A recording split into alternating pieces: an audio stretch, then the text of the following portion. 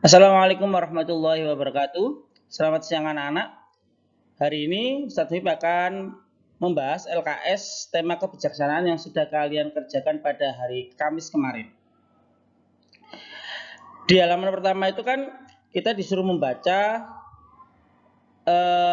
sebuah bacaan terdiri dari 3 paragraf. Kemudian di lembar kedua kita disuruh mencari gagasan pendukung dan gagasan pokok dari paragraf ketiga. Nah, kita lihat di paragraf ketiga, kalimat utamanya atau kalimat utamanya itu berada di kalimat pertama. Pelaksanaan hak warga negara Indonesia merupakan hal yang penting, misalnya pelaksanaan hak dalam pemilu. Jadi ini kalimat utamanya berada di depan. Nah, gagasan dari kalimat itu, gagasan pokoknya adalah pelaksanaan hak dalam pemilu merupakan hal penting. Itu gagasannya. Nah, sehingga kalimat-kalimat yang lainnya itu berisi gagasan pendukung. Misalnya di kalimat kedua, gagasannya adalah pemilu merupakan kegiatan memilih orang untuk mengisi jabatan politik. Di kalimat ketiga, ikutsertaan dalam pemilu dapat menentukan kebijakan dalam berbangsa dan bernegara. Gagasan kalimat keempat, pemilu diharapkan menghasilkan pejabat yang amanah. Gagasan di kalimat kelima, pejabat hasil pemilu lebih memperhatikan kesejahteraan rakyat. Itu semua gagasan pendukung. Nah, setelah itu kita masukkan ke dalam mind map-nya. Kita tulis gagasan pokoknya adalah pelaksanaan hak dalam pemilu merupakan hal penting. Yang lainnya ini adalah gagasan pendukung. Jadi kita tinggal tulis, kalau sudah tahu gagasan utamanya apa, maka gagasan dari kalimat-kalimat yang lain itu merupakan gagasan pendukung. Kita tulis seperti ini. Oke, ini salah satu contoh, mungkin kalimatnya nggak harus sama plek, tapi intinya sama. Oke, di halaman ketiga itu kita diminta mengelompokkan mana yang merupakan hak dan mana yang merupakan kewajiban. Masih ingat bahwa hak itu adalah segala sesuatu yang seharusnya kita terima.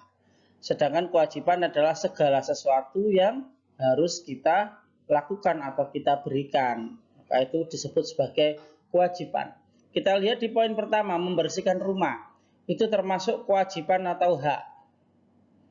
Iya, membersihkan rumah adalah merupakan kewajiban. Start kasih tanda K.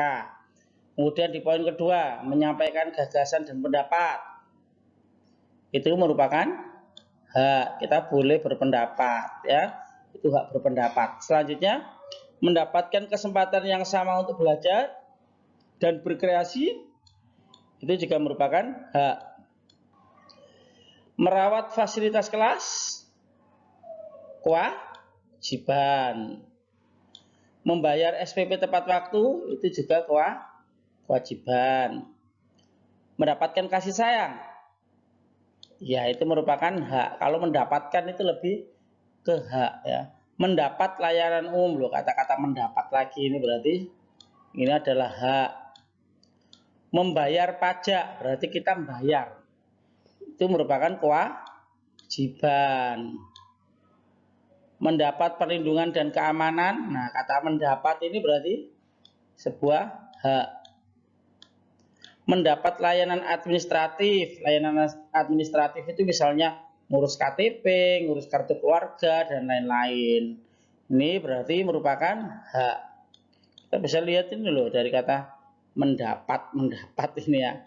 Kalau mendapat berarti kan hak. Selanjutnya melakukan berbagai kegiatan sosial. Melakukan berbagai kegiatan sosial dan keagamaan itu merupakan hak kita, kan boleh sholat di masjid, ya. Sholat Jumat di masjid itu merupakan hak kita, ya. Kalau dihitung dari dalam agama ya merupakan kewajiban agama, tapi dalam berbangsa dan bernegara melakukan berbagai kegiatan sosial keagamaan ini merupakan hak. Selanjutnya mematuhi aturan keluarga itu merupakan kewajiban. Mendapatkan pendidikan itu merupakan hak, ya. Kemudian memelihara alam, kewajiban dong, kewajiban kita. Membantu orang tua, itu juga kewajiban. Nah, setelah kita tahu masing-masing ini mana yang hak, mana yang kewajiban, kemudian kita masukkan ke dalam tabel di bawahnya. Nah, seperti ini tabelnya nanti. Ya. Haknya yang isinya hak menyampaikan gagasan dan pendapat, mendapat kesempatan yang sama untuk belajar dan berkreasi, mendapat kasih sayang, mendapat layanan umum, mendapat perlindungan dan keamanan, mendapat layanan administratif, melakukan berbagai kegiatan sosial keagamaan dan mendapatkan pendidikan yang merupakan kewajiban, membersihkan rumah, merawat fasilitas kelas, membayar SPP, membayar pajak, mematuhi aturan keluarga, memelihara alam, membantu orang tua. Kita lanjut di halaman terakhir.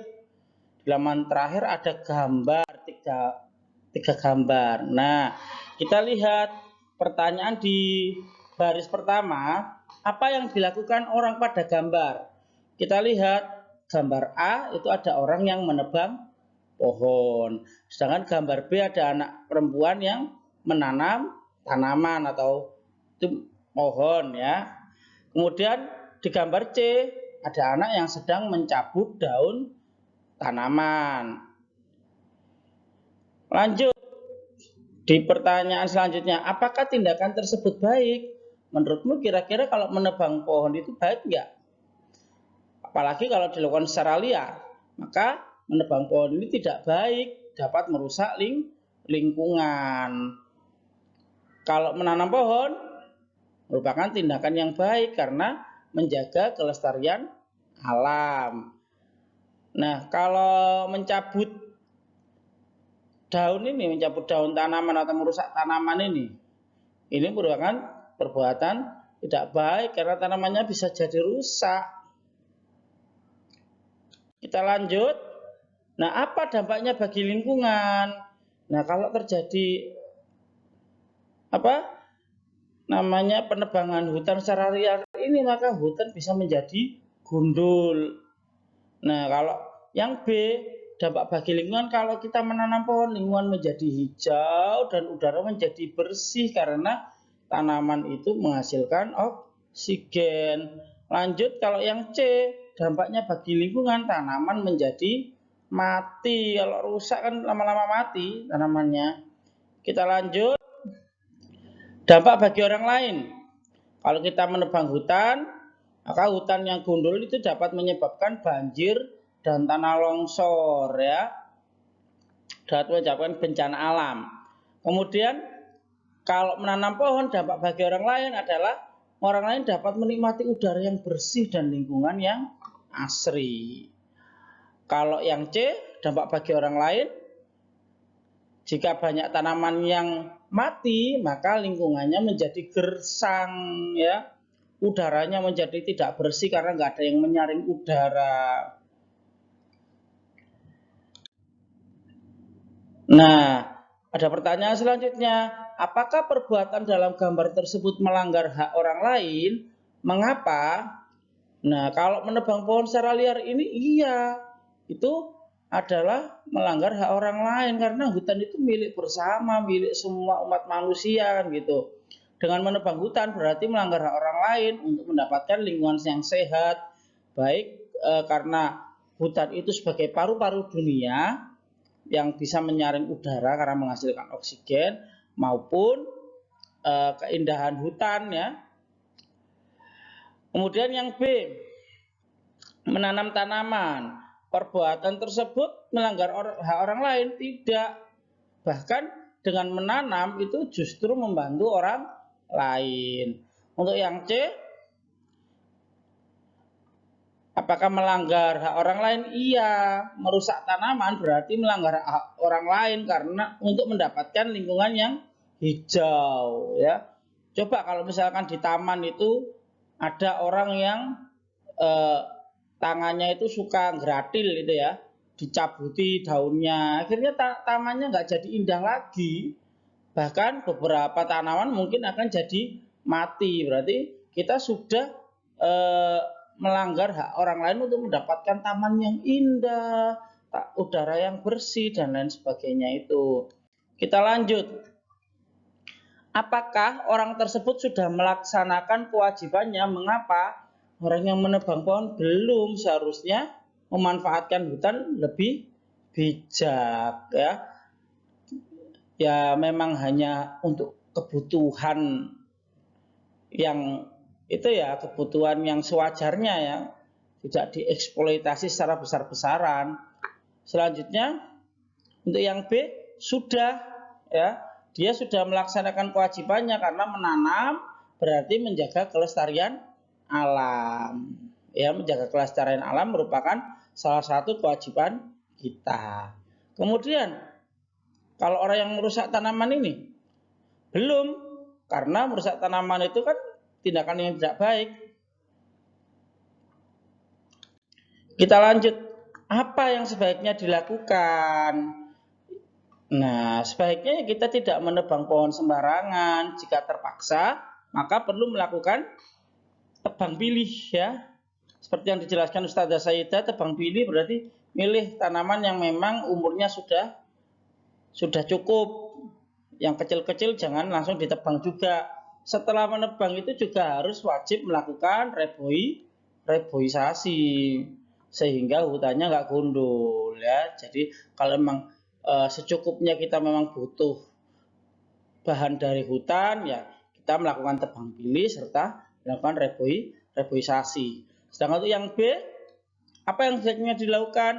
Menanam pohon dan merawatnya, membuat lingkungan menjadi indah dan memperbaiki udara karena tanaman menghasilkan oksigen. Jadi yang dilakukan ini sudah baik, menanam pohon, nanti dilanjutkan dengan merawatnya. Merawatnya bisa dengan disiram dan diberi pupuk. Nah, untuk yang C, ya tidak bolehlah kita merusak tanaman. Apa untungnya kita merusak tanaman itu, ya kan? Kalau merusak tanaman itu membuat tanaman bisa mati. Sebaiknya tanaman itu kita rawat dan dengan disiram dan diberi pupuk agar tanamannya tumbuh subur. Nah, demikian pembahasan LKS tema kebijaksanaan hari ini. Kurang lebihnya Ustadz Mib mohon maaf. Wassalamualaikum warahmatullahi wabarakatuh.